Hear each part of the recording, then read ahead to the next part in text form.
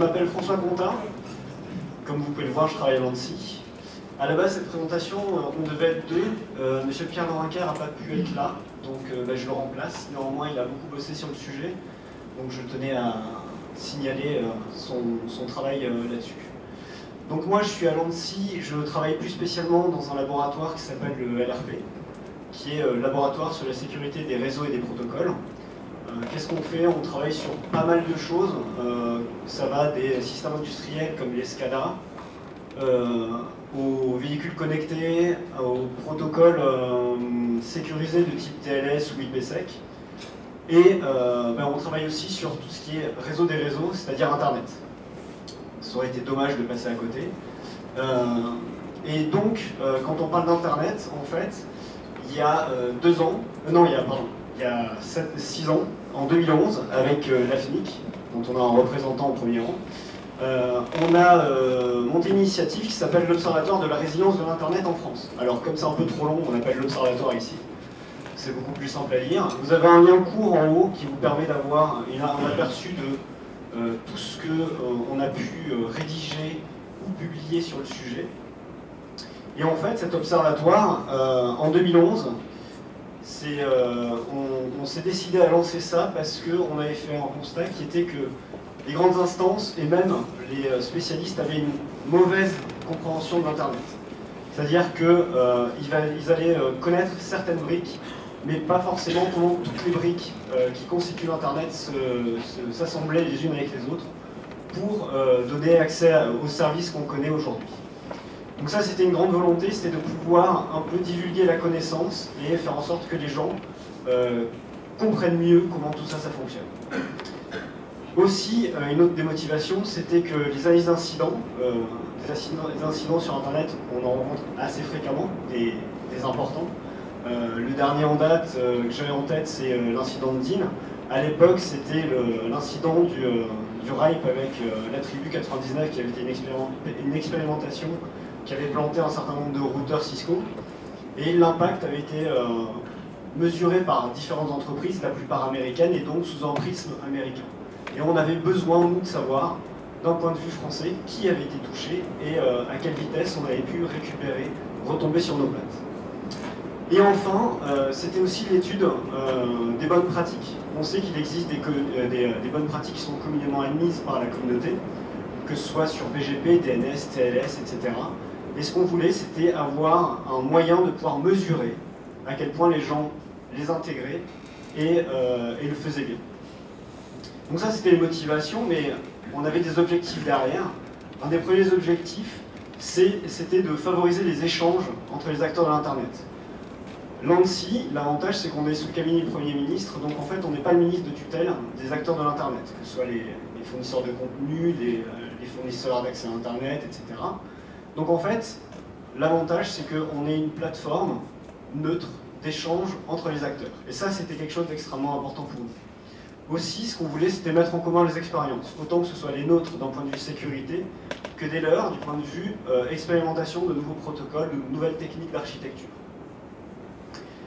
Et ensuite, là, on voulait contribuer à la communauté via la publication de résultats anonymisés. Alors ça, c'est ce qu'on va retrouver avec les rapports de l'Observatoire, où on publie des résultats sur l'étude de l'Internet sous le prisme de différents protocoles. Aujourd'hui, on en est à regarder BGP, DNS et TLS, mais ce sont des résultats qui sont anonymisés. On ne veut pas servir de moyen de levier ou de dispute entre différents opérateurs les uns vis-à-vis des autres. C'est pourquoi on a un attachement très important sur l'anonymat. Ces données ont été réalisées grâce à des outils. Ces outils, on les a publiés sur le GitHub de l'agence. Ça aussi, c'est quelque chose qui est important pour nous. Le GitHub de l'agence, c'est ANSSI-FR sur GitHub. Et enfin, de publier des recommandations. On a publié un certain nombre de guides, que ce soit le guide de configuration BGP, pour améliorer les configurations dans différents environnements, que ce soit en IXP ou en interconnexion avec d'autres fournisseurs de transit. On a aussi publié un guide DNS et on a publié un guide sur les DDoS. Et ce guide, en fait, vous avez le lien court en haut qui vous permet de pouvoir y accéder facilement. Le but était de décrire les solutions qui existent pour lutter contre les DDoS. Et les cibles, ce ne sont pas les opérateurs, mais plutôt leurs clients. En fait, c'était une demande de la part des clients pendant les réunions de l'Observatoire, où eux souffraient en fait de clients qui subissaient des DDoS, ne comprenaient pas ce que c'était, ils ne comprenaient pas qu'il fallait qu'ils s'en protègent. Et pour s'en protéger, il fallait qu'ils contactent leur opérateur pour leur demander de mettre en place des solutions. Et donc, c'est un document qu'on a rédigé en partenariat, comme tous les autres, avec les différents opérateurs que vous voyez ici. Donc il y a des FAI, il y a des fournisseurs de contenu, il y a des fournisseurs de systèmes de sécurité, et ils sont assez nombreux. Donc comment est-ce que ce document est architecturé? Tout d'abord, on a la définition de ce que c'est une attaque DDoS. Je pense que vous savez à peu près tous ce que c'est qu'une attaque DDoS. Hein. Le DOS, c'est un déni de service. DDoS, c'est un déni de service distribué. Donc c'est plusieurs machines qui vont créer un déni de service sur un serveur ou un CO ou une machine. Donc ensuite, comment se protéger dans DDoS? Donc avec différentes techniques, soit le filtrage en bordure de réseau via des access lists ou utiliser le cloud, des services de protection interne. Donc là, ça va être des services qui vont rerouter le trafic Internet, l'absorber pour vous sur Internet et vous le renvoyer dépollué. Et enfin, d'autres mesures techniques et organisationnelles qui peuvent vous permettre de diminuer l'impact d'un DDoS sur votre architecture. Ensuite, on a comment réagir face à un DDoS, donc la détection, et ensuite, qu'est-ce qu'on va faire pour pouvoir revenir à un service nominal au plus vite. Et enfin, éviter de participer à un DDoS, c'est-à-dire réduire la surface d'attaque et filtrer le trafic. Et notamment, pour éviter de participer à un DDoS, en fait, il n'y a pas des millions de manières. Il faut s'assurer que nos services qui fonctionnent sur UDP ne vont pas être exploitables par tout le monde. Et c'est ce qui nous amène en fait aux mesures actives. En 2013, il y a Jared Mauck de NTT qui a lancé une initiative qui s'appelle Open Resolver. Et en fait, ce qu'il a fait, c'est qu'il a commencé à envoyer des requêtes DNS sur toutes les adresses IP de l'Internet. Il a recensé tous les serveurs DNS ouverts qui répondaient et donc qui pouvaient être vecteurs d'attaques DDoS via DNS. Et ensuite, il a décliné ça sous différents projets, donc NTP, SNMP, SSDP, qui sont des protocoles UDP à fort caractère d'amplification. Le problème, c'est que c'était une initiative personnelle, et donc, quand Jared était en vacances, ou quand son programme était planté, on n'avait pas de données. Et nous, on travaillait dessus. Ça nous servait pour, nous, agences, recenser les adresses IP françaises qui rentraient dedans, et contacter les fournisseurs pour leur demander de corriger le problème. Et donc on s'est vite rendu compte que on était quand même tributaire de Jared. Jared, il avait un boulot, et donc en fait on s'est dit qu'on allait le faire nous-mêmes. C'est la raison pour laquelle on a décidé de faire les mesures nous-mêmes, et surtout de publier la manière dont ces mesures allaient être faites. Bien entendu, on ne veut pas créer de problèmes sur les services qu'on va interroger, donc quand on fait des mesures, donc des scans, on va le faire dans le respect des bonnes pratiques. Donc on va essayer d'être le moins intrusif possible vis-à-vis des services qu'on va interroger. Aussi, on tenait à avoir une maîtrise de la méthodologie de mesure, c'est-à-dire à le faire nous-mêmes. Tout a été codé par nous. Et enfin, il nous fallait une plateforme de mesure qui nous permette de lancer des scans pour des vulnérabilités qui viendraient de sortir. Et ne pas être tributaire de l'attente que Jared décide de lancer un nouveau projet qui sera en rapport avec un nouveau protocole qui serait vecteur de DDoS. Donc ces mesures, là vous avez l'URL du site qui référence en fait toutes les techniques qu'on a mis en place pour nos mesures actives, donc pour les scans. Le périmètre des mesures, on scanne que l'Internet français. Alors en fait, l'Internet français, c'est la liste des AS que l'Observatoire a identifié comme étant français. Alors AS, est-ce qu'il y a des gens qui ne savent pas ce que c'est? Un autonomous system. Ok, donc un autonomous system, en fait, c'est, on va faire un raccourci, ça va être une entreprise sur Internet qui a des adresses IP qui les publie via BGP, qui lui permet de participer en fait à l'Internet avec les autres. On fait une mesure par protocole et par type de requête, et ça on va le faire tous les 15 jours. Et donc tous les 15 jours, on va prendre toutes les adresses IP d'Internet français, et on va faire les différentes mesures que vous voyez ici. Donc on va faire une requête DNS, on va voir si on nous répond. Si on nous répond, on va flaguer l'IP comme étant service ouvert sur DNS. On va le faire sur NTP en mode 6 et mode 7. Sur SNMP avec les requêtes getNext et getBulk.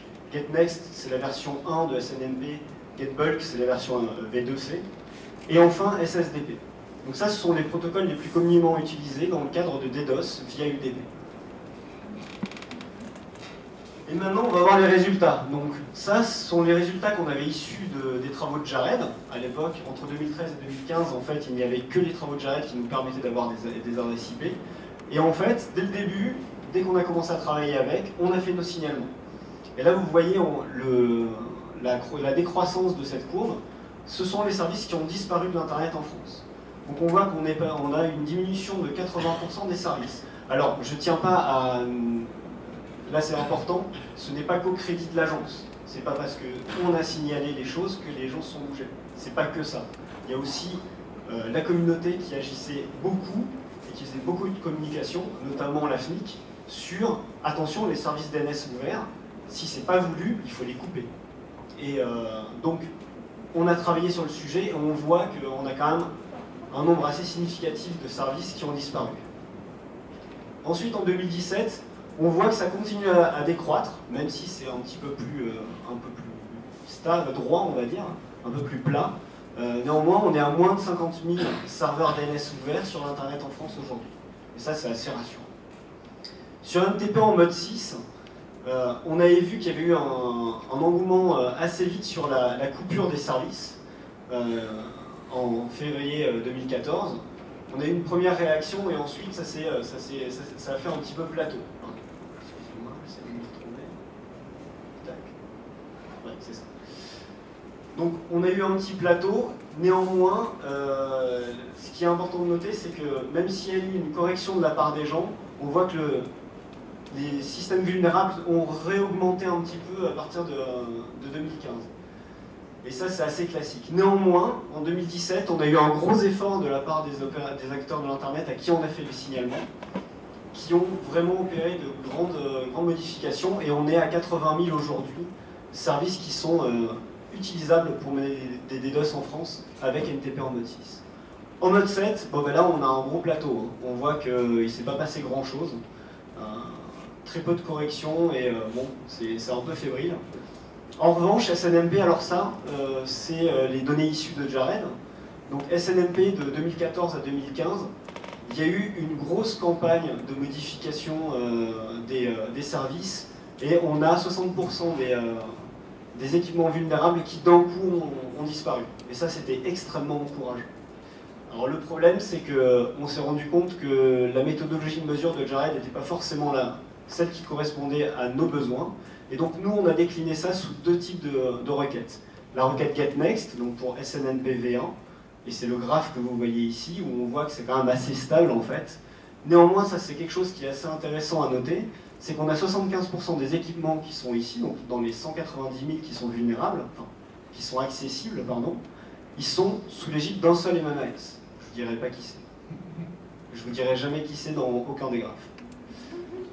En revanche, sur SNMP V2C, là c'est assez embêtant, parce que même si on fait un grand travail d'évangélisation sur couper les services, attention à ce que vous ne rajoutiez pas du bruit sur la ligne, ben, on voit qu'en mars 2017, on a un gros pic de plus de 20 000 IP qui sont arrivés sur le marché, et ça, on l'attribue à un déploiement de box qui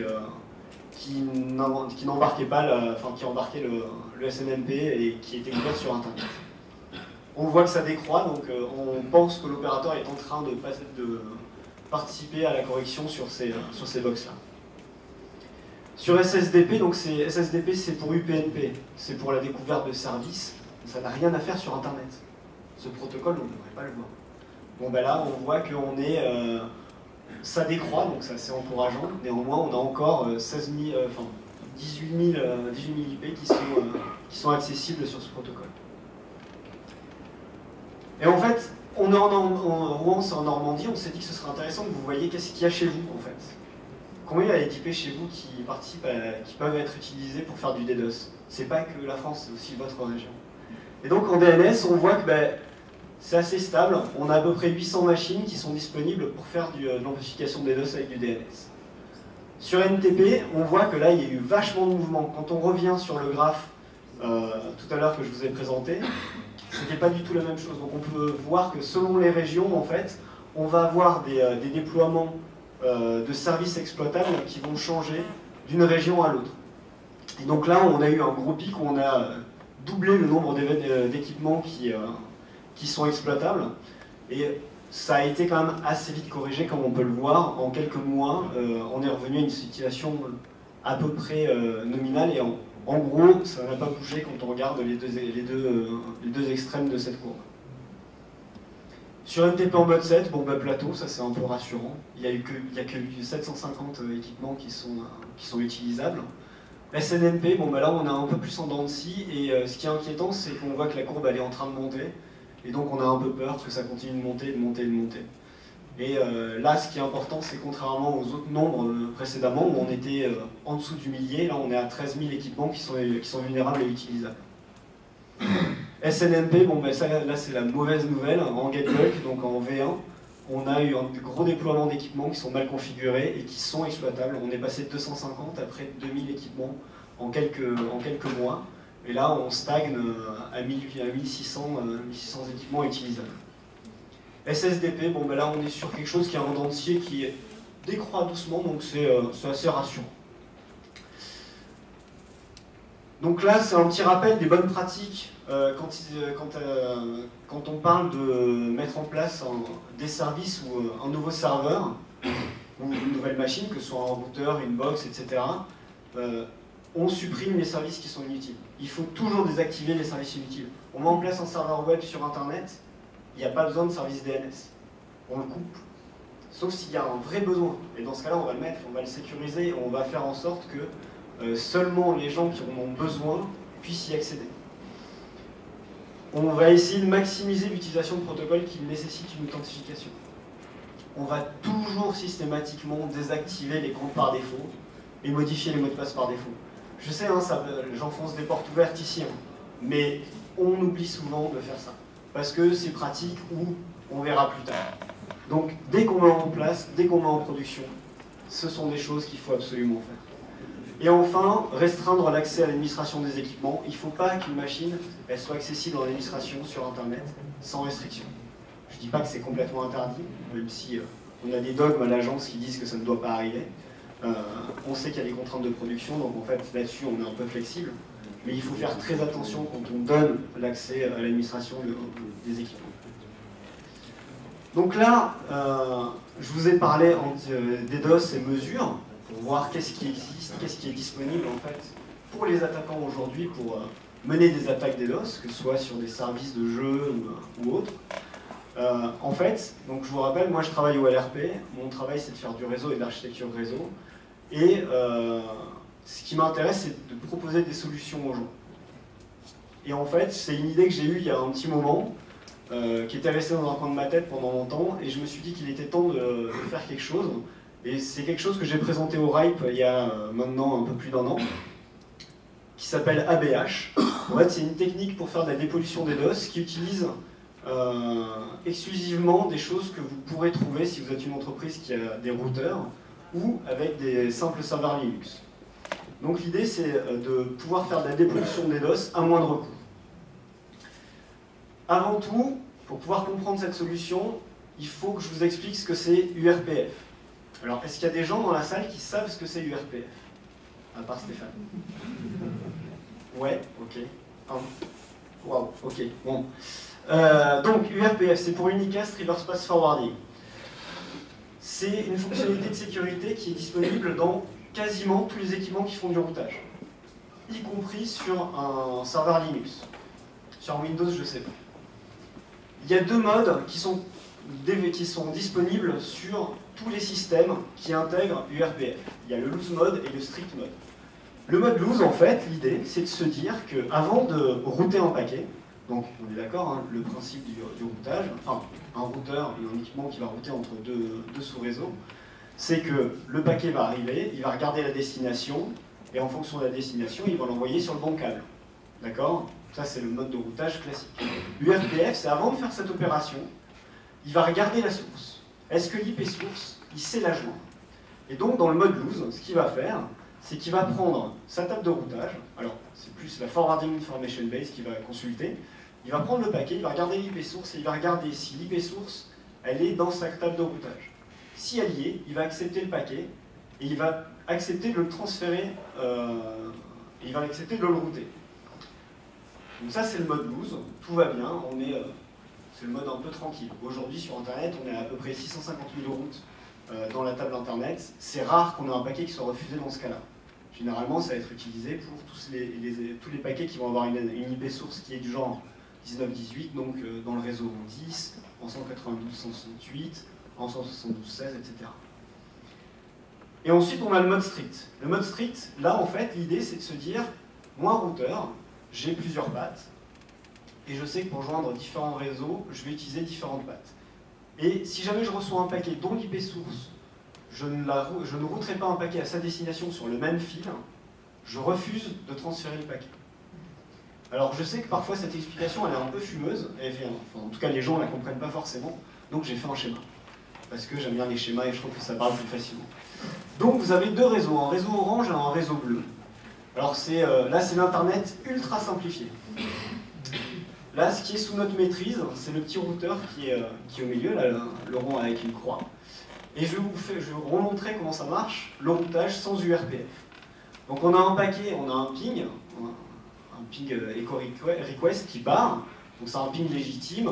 Vous avez le contenu du paquet qui est ici, donc une IP source qui est dans le réseau orange, et une IP destination qui correspond à ce serveur-là. Alors l'IP du serveur, c'est une IP d'orange, ça sert à rien de la pinguer, je ne crois pas qu'elle réponde. Donc on a le ping qui arrive, le routeur va le regarder, il va vérifier la destination. Est-ce que la destination, il sait la joindre? Oui. Dans ce cas-là, il va transférer le paquet. Ok, bon, tout va bien. Là, on a le deuxième cas où on a un ping, mais sauf que cette fois, c'est un ping illégitime. On voit que l'IP source, qui est ici, c'est l'IP du réseau bleu. Bon, ben, qu'est-ce qui se passe? Le routeur, il va regarder, il va vérifier que la destination, il sait bien la joindre, il va transférer le paquet. Donc là, qu'est-ce qu'on vient de faire? On vient de laisser un paquet dont l'adresse IP est usurpée passer à travers notre routeur. Donc là, qu'est-ce qui se passe? C'est qu'on va mettre URPF en strict mode sur le routeur. Donc là, comment ça va se dérouler? On va recevoir le ping légitime. Donc dans le cas où on a un ping légitime, le routeur va recevoir le paquet. Et au moment du traitement, il va donc, avant de vérifier la destination, il va vérifier la source. Il va regarder l'adresse IP source. Donc l'adresse IP source en 192.0.2.1, c'est le réseau orange. Et il l'avait reçu sur le bon câble. Donc c'est OK, pardon.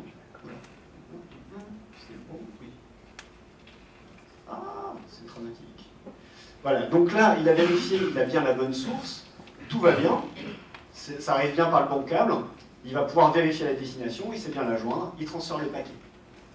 Dans le cas d'un ping illégitime, donc on a URPF qui est mis en place, on a l'IP source, ça vient du câble qui est lié au réseau orange, mais avec une IP source du réseau bleu. Donc là, quand il va vérifier la source, il va se rendre compte qu'en aucun cas ça doit arriver sur ce câble, ça doit arriver sur l'autre câble. Donc il va refuser de transférer le paquet. Donc voilà comment marche URPF. L'idée qu'il y a derrière ABH, donc Advanced Black Hauling, c'est de se dire, bon ben, on a une architecture où on a un gros réseau, on a Internet avec des réseaux qui sont connectés dessus. On a un routeur parce qu'on n'a pas beaucoup d'argent, on n'en a qu'un. Et puis on a un réseau avec des switches et on a 2 serveurs. La situation, c'est qu'on est attaqué, enfin en tout cas on a un service web ici, qui accédait légitimement par le réseau bleu et illégitimement par le réseau rouge. Le réseau rouge nous attaque avec des TCP/IP. Ce qu'on va faire, c'est qu'on va brancher sur notre routeur un autre routeur qui va être ABH, donc c'est le petit cercle vide, et on va détourner le trafic à travers ce routeur. Mais seulement le trafic à destination de ce serveur web. Tout le reste du trafic continue à vivre sa vie et à joindre ce service-là normalement, de manière optimale. Là, on va juste détourner le trafic qui est à destination du serveur web. Et ce qu'on va faire, c'est qu'on va utiliser URPF, on va l'activer donc sur l'interface qui est à gauche, et on va rajouter une route qui dit que le 192.0.2.0/24, donc le réseau rouge, le réseau de l'attaquant, le next stop, en fait, c'est nul 0. Nul 0, c'est l'équivalent de dev nul sur un routeur. Donc, ce qui va se passer avec URPF, c'est que quand on va recevoir des paquets avec en IP source une IP dans ce réseau-là, le routeur va dire, mais attends, ça arrive sur cette interface alors que moi c'est nul 0. C'est par nul 0 que ça doit arriver. Donc en fait, je refuse ce paquet-là. Et là, gratuitement, on vient de dépolluer tout le trafic du réseau rouge à destination de notre serveur web. Et seulement le trafic qui attaque le serveur web est bloqué. Comme je vous disais, on a redirigé le trafic à destination de ce serveur seulement à travers ce routeur. Ce qui fait que les gens qui sont derrière le réseau rouge peuvent toujours atteindre les autres serveurs de mon infrastructure.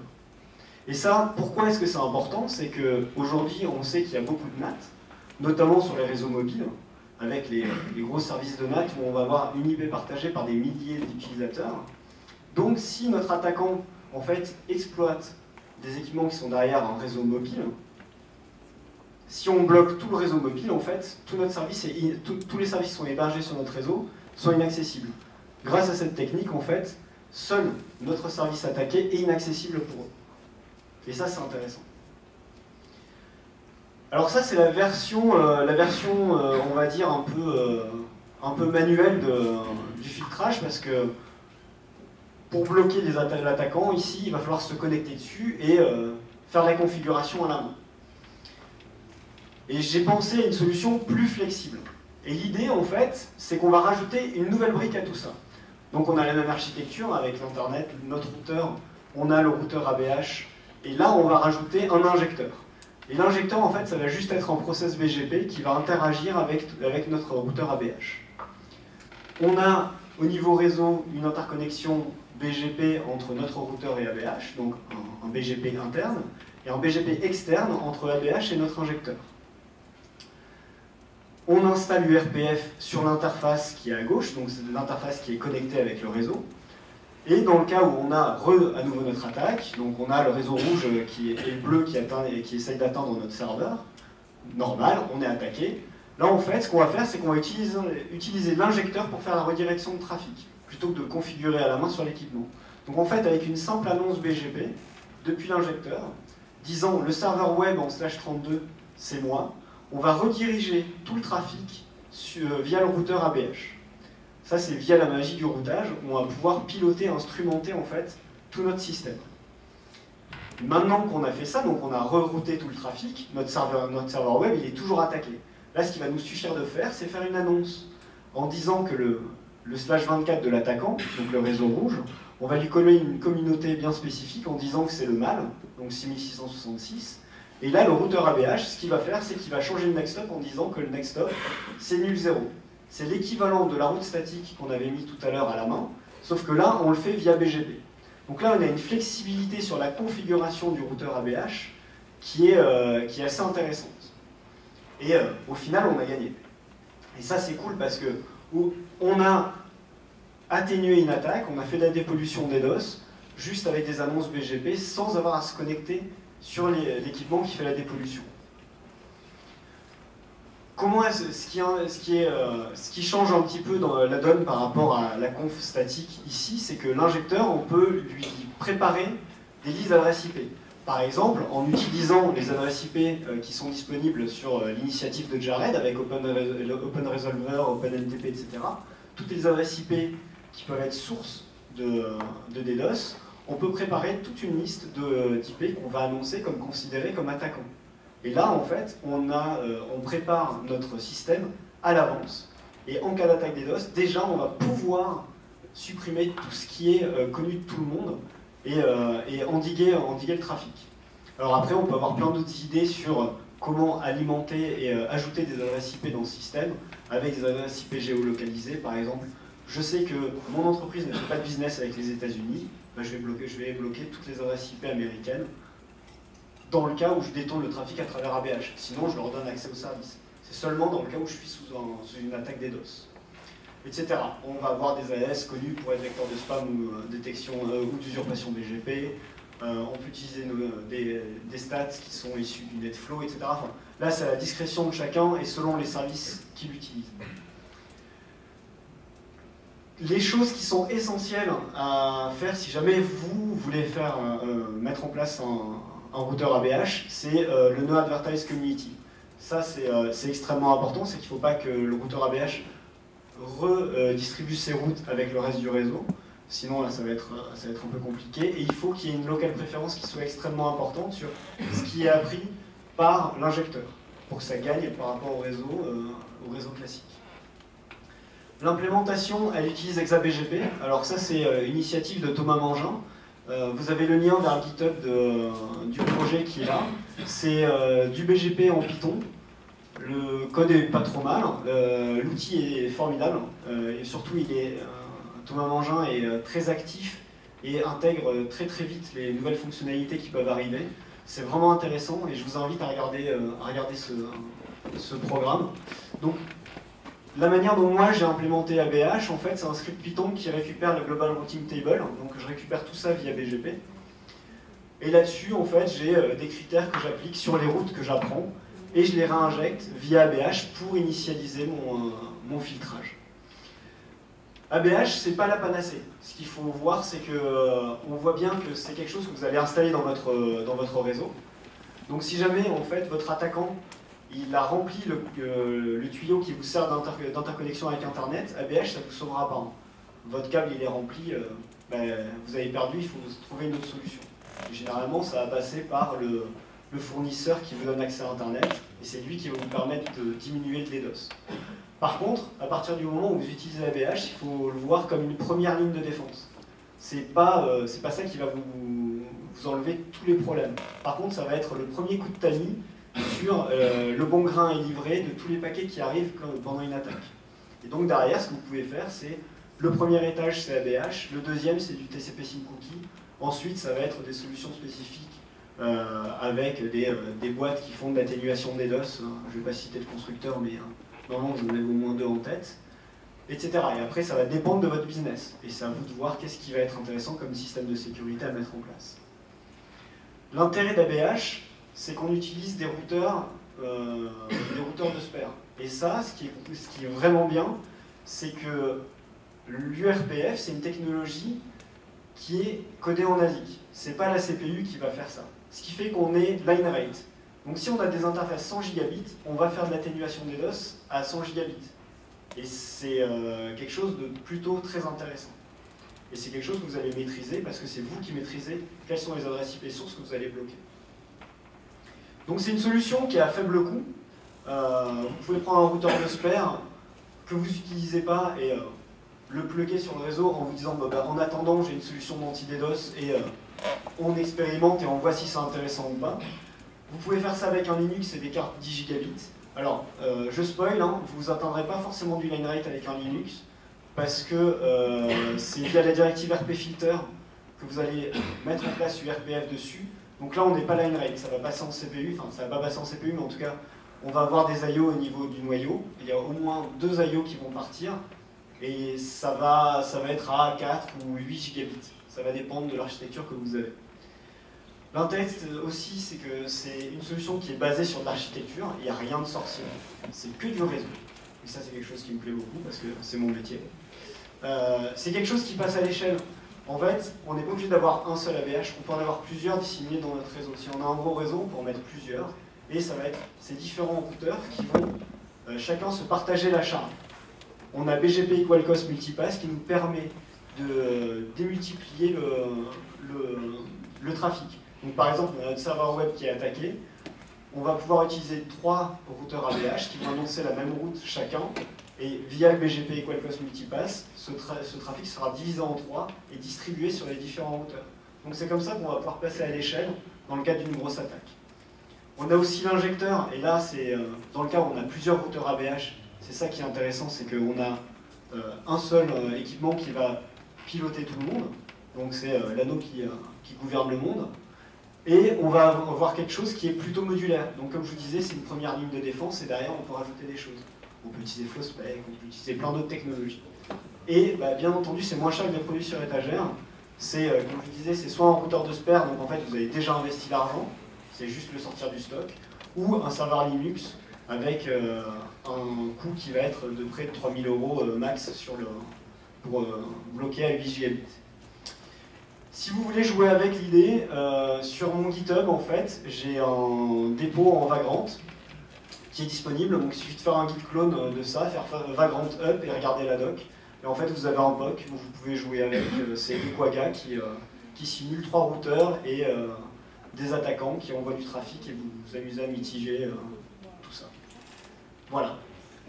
Est-ce que vous avez des questions ?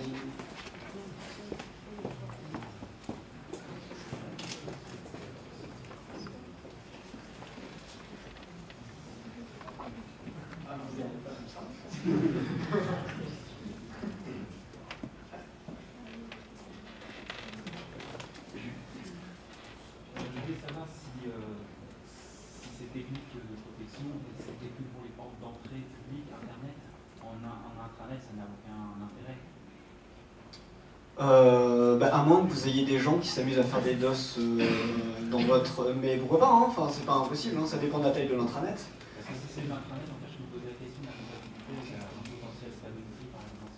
Parce que c'est pas trop compliqué à mettre en place.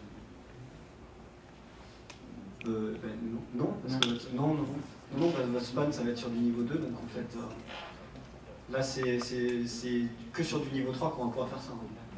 Mais vous pouvez l'intégrer dans... Enfin, là, moi, j'ai fait avec du BGP parce que on parle passage à l'échelle, etc., et on parle Internet. Néanmoins, vous pouvez le faire avec de l'OSPF ou de la ISIS, enfin, c'est indépendant. C'est juste qu'il vous faut utiliser un protocole de routage pour router le trafic, ensuite le renvoyer à destination du serveur, et faites votre dépollution via un équipement qui est un petit peu à côté du réseau.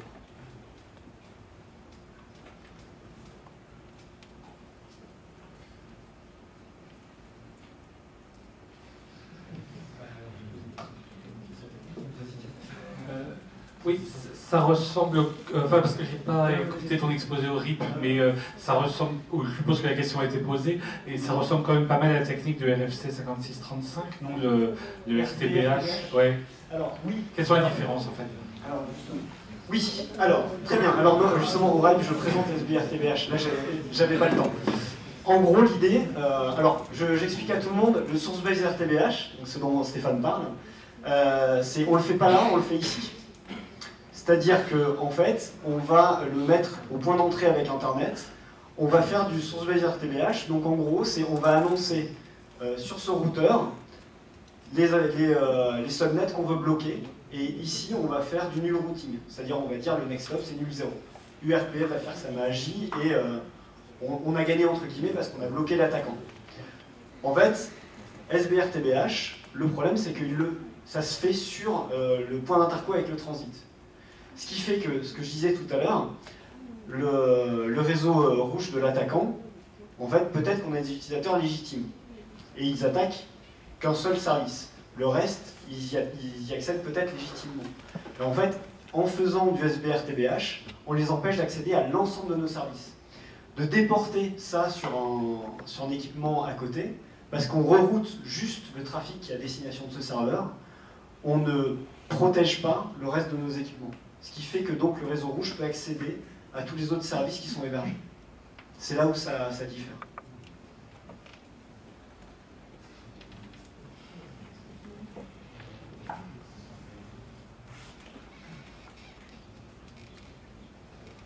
Du coup, chacun des réseaux sont entrés manuellement.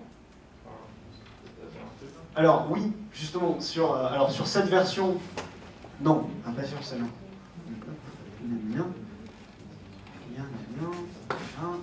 Sur celui-là, oui. Par exemple, là, on fait le IP route avec le préfixe à la main. Là, l'idée, c'est voilà. Le flexible, c'est l'injecteur qui va le faire. Alors là, vous pourrez me dire, oui, mais l'injecteur, on le fait manuellement. Oui et non. En fait, là, l'idée, c'est qu'on ait une implémentation en Python, ExaBGP, c'est le choix que j'ai eu. Hein. Vous pouvez utiliser GoBGP ou autre chose, ou même crafter avec Scapy si vous voulez des paquets BGP qui vous permettent de faire ça. L'idée, c'est qu'en fait, lui, vous allez l'alimenter avec quelque chose. Alors, ça peut être du FastNetMon qu'on va modifier pour que quand on détecte en DDoS, lui va instrumenter l'injecteur qui va annoncer la route des gens qui nous attaquent, etc. Donc derrière, j'ai envie de dire, l'intelligence, c'est pas moi qui vais l'amener. Mais par contre, ça, vous avez moyen de vous plugger dessus et de jeter votre intelligence dedans. C'est pour ça que ce que je disais, c'est que l'injecteur, oui, on peut le préalimenter en disant, bon ben voilà, je sais que toutes ces adresses IP sont des adresses IP qui sont utilisées pour les DDoS. Et ça, on le récupère avec le projet de Jared. Et on suffit de les annoncer et hop, on a gagné. Alors juste 2 secondes, on va récupérer le micro.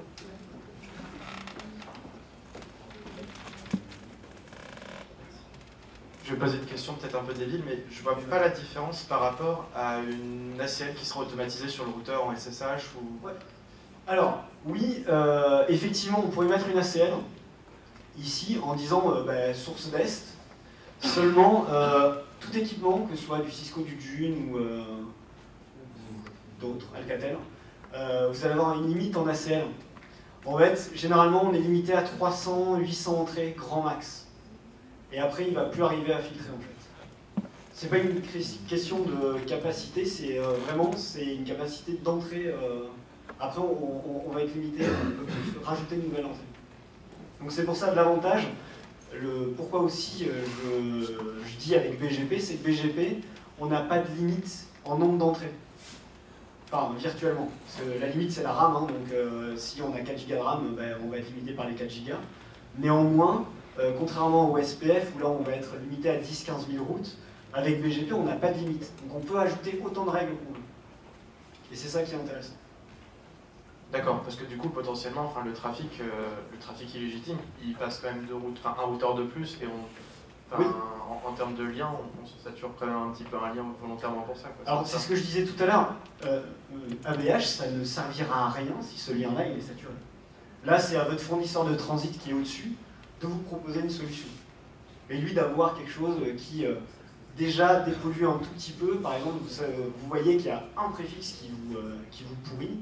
Vous lui demandez de le bloquer en amont, et derrière, peut-être que ça suffira pour que vous, derrière, votre ABH, il puisse servir. Merci. Okay.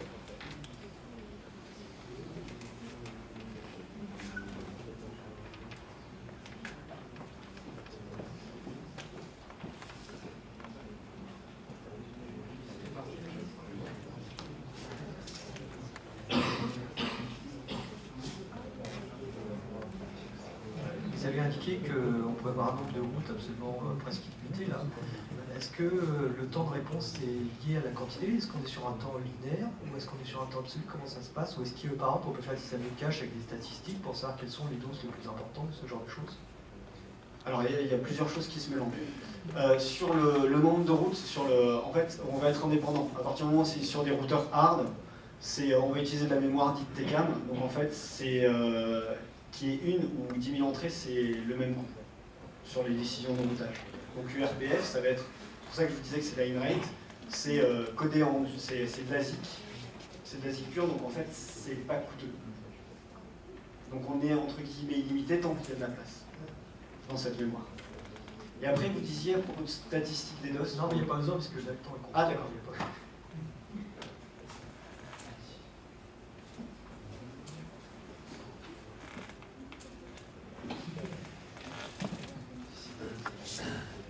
Non, mais une autre question technique rigolote. Pour le balayage de l'Internet français à la recherche de résolveurs ouverts, Ouais. Comment vous comptez aborder le problème pour IPv6 ou c'est plus dur? Alors on va pas le faire. Ça, c'est votre solution. Voilà. Non, c'est trop compliqué. Enfin, il y a des heuristiques, mais il n'y a rien de satisfaisant pour l'instant. Le scan en IPv6 c'est trop coûteux. Et on a déjà suffisamment à faire avec IPv4. Alors le jour où on commencera à manger des DOS qui sont plus importants via IPv6, ouais, peut-être qu'on se posera plus la question, et dans ce cas-là, ça veut dire que je pense qu'il va falloir d'autres techniques, et ça va sûrement demander de l'aide des gens, des opérateurs et autres qui puissent nous fournir des informations, je pense. Enfin, je vois que ça qui me permettrait d'être pertinent sur le sujet. Sinon, ça me paraît très compliqué. Enfin, IPv6, ça va être vraiment très compliqué.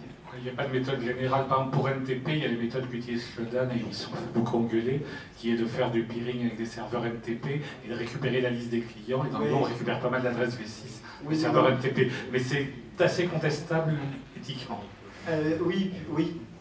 C'est quelque chose que nous, on ne pourra pas faire. Et on ne voudra pas faire. Ce serait complètement attaquable et complètement raison. Et je suis contre l'idée de ce que fait Shodan. Même si ça marche.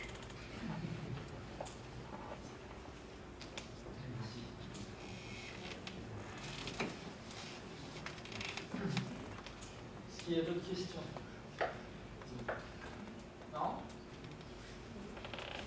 Merci beaucoup.